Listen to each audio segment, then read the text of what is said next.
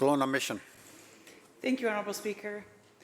Cutting mental health supports in support of housing is exactly the opposite of what we need to be doing right now, and exactly the opposite of what this NDP government promised.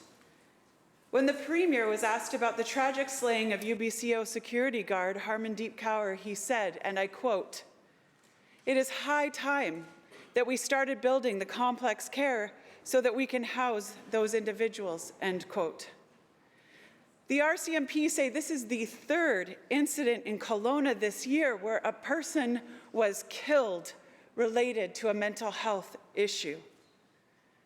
Our city's promised complex care facility is nowhere close to completion, despite consistent urging by the cities of Kelowna for the last 3 years.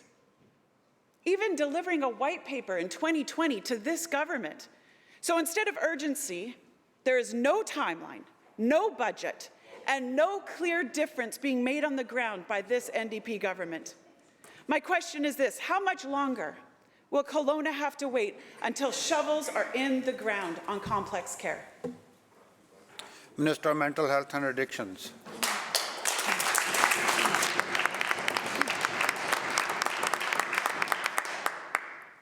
Mr. Speaker, I'll address the member's question about complex care housing in a minute, and it's an important one. But I will say again in this chamber that for any of us to conflate mental health or substance use with violence is not fair. It builds stigma. We have to let the police investigate their work. But driving fear and driving people's hiding of mental health and substance use challenges is something that drives people away from the healthcare system. So we need to be very careful about how we speak about these things. So now speaking to the member's question about complex care housing.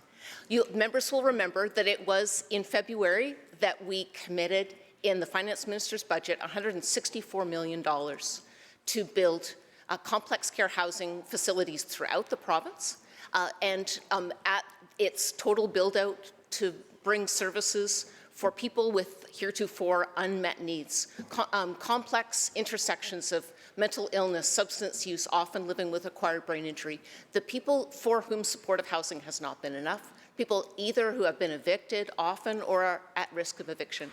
So in February, we adopted the budget.